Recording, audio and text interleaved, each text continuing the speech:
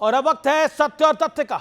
हमारे देश में एक बड़ा फेमस डायलॉग है। कहा जाता है कि आतंकियों का कोई धर्म नहीं होता, लेकिन आयरनी यह है कि इस डायलॉग का जाप करने वाले उस वक्त मौन धारण कर लेते हैं जब ब्लडी सेकुलर आतंकी धर्म पूछ पूछ कर लोगों की निर्मम हत्या करते हैं। उनसे कलमा पढ़ने को कहा जाता है, कुछ लोगों की पैंट उतरवाकर चेक किया जाता है।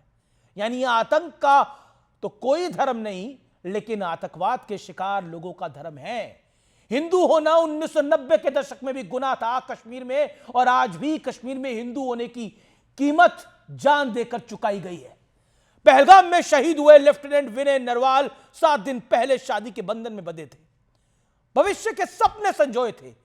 पति पत्नी ने पहलगाम में अपने जीवन के नए सफर का पहला कदम रखा ही था कि आतंकियों की गोली से इनका भविष्य तबाह हो गया।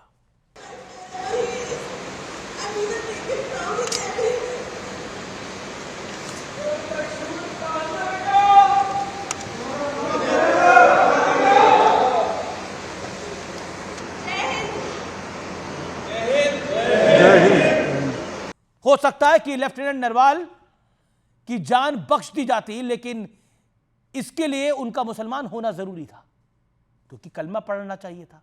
लेकिन बड़े दुख की बात है कि हमारे यहां इस मुद्दे पर भी सियासत हो रही है।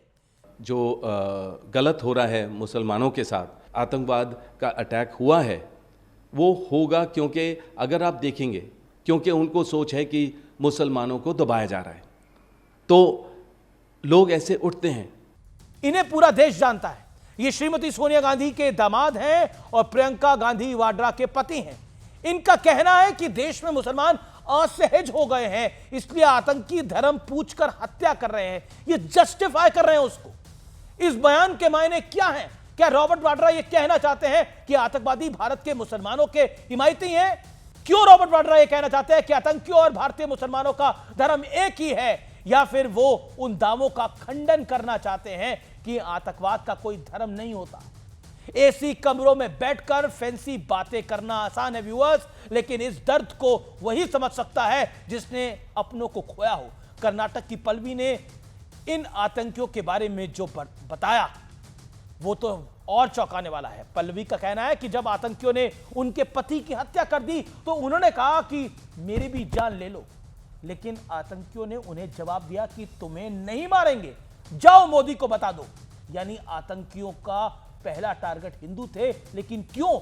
इसका जवाब सेकुलरिज्म के सूरमा ही दे तो बेहतर होगा। लेकिन आतंकियों का दूसरा टारगेट नरेंद्र मोदी की मेहनत पर पानी फेरना भी था।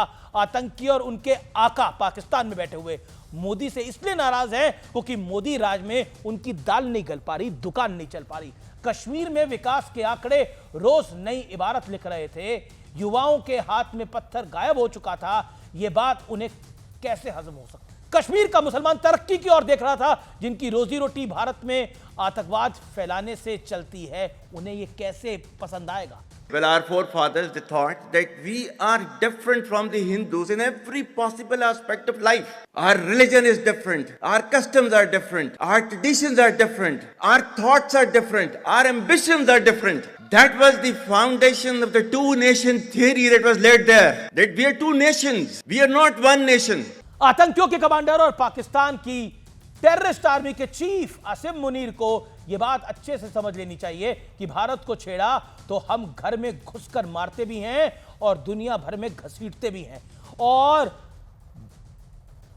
इस बार तो उनके पूरे कपड़े उतारने बाकी हैं। भारत के लिए फिलहाल मुश्किल वक्त जरूर है। जिन्होंने अपनी आंखों के सामने अपनों को खो दिया है, उसका दुख दर्द हम महसूस कर सकते हैं। उनकी कमी तो कभी नहीं पूरी हो कोई कर पाएगा, लेकिन हमें पूरा यकीन है कि देश की सेना हिंदुओं के हत्यारे आतंकियों को उनके अंजाम तक जल्द पहुंचाएगी, ताकि देश के जख्मों पर मरहम लग सके। यह वक्त हौसला देने का है, हिम्मत रखने का है और देश के साथ खड़े होने का है।